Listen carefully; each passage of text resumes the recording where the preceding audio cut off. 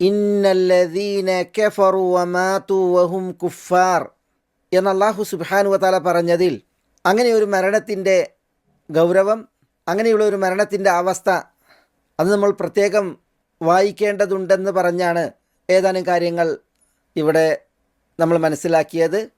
പലയിടത്ത് അല്ലാഹു സുബ്ഹാനഹു വ തആല ഇങ്ങനെ പ്രയോഗിച്ചിട്ടുണ്ട്. ഇങ്ങനെയുള്ളൊരു മരണം എങ്ങനെയായിരിക്കുമെന്ന ഹദീസ് നമ്മൾ ശ്രവിക്കുകയുണ്ടായി. അല്ലാഹു സുബ്ഹാനഹു വ തആല ഏറെ ഗൗരവത്തിൽ മനസ്സിലാക്കാൻ തന്നെയാണ് ഈ പ്രയോഗം നടത്തിയിട്ടുള്ളത്. സമാനമായി ഗൗരവത്തിൽ ഈ വിഷയം ഉണർത്തിയ മറ്റു വചനങ്ങളും വിശുദ്ധ ഖുർആനിൽ നമുക്ക് വായിക്കുവാനാകും. വലൗ തറാ ഇദ് യതവഫല്ലദീന കഫറുൽ മലായികതു യദ്രിബൂന വുജൂഹഹും വഅദ്ബാറഹും. അവിശ്വാസികൾ മരിക്കുന്ന രംഗം താങ്കൾ കണ്ടിരുന്നുവെങ്കിൽ മലക്കുകൾ അവരുടെ മുഖത്തും മുതുകിലും അടിച്ചുകൊണ്ടായിരിക്കും അവിശ്വാസികളെ മരിപ്പിക്കുക എന്നാണ് അവിടെ അള്ളാഹു ഉണർത്തുന്നത്. സൂറത്ത് അംഫാലിലാണ് നമ്മൾ വായിക്കുന്നത്.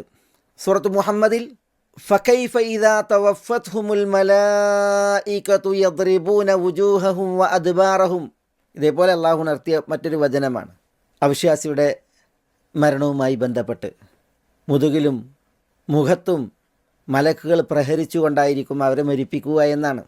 വലൗ തറാ ഇദി ദ്ദാലിമൂന ഫീ ഗമറാത്തിൽ മൗത്ത് വൽ മലായികതു ബാസിതു ഐദീഹിം അഖ്രിജൂ അൻഫുസകുമുൽ യൗമ തുജ്സൗന അദാബൽ ഹൂൻ. ഇത് സൂറത്ത് അൻആമിൽ അല്ലാഹു സുബ്ഹാനഹു വ തആല പറഞ്ഞ വചനമാണ്.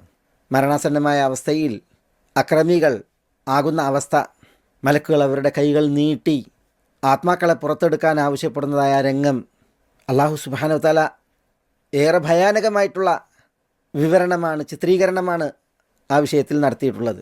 അപ്പോൾ ഏറെ ഗൗരവപ്പെട്ടൊരു വിഷയമാണ് കുഫറിൽ മരണം. അള്ളാഹു നമ്മെ കാക്കുമാറാവട്ടെ. അഊദു ബില്ലാഹ്.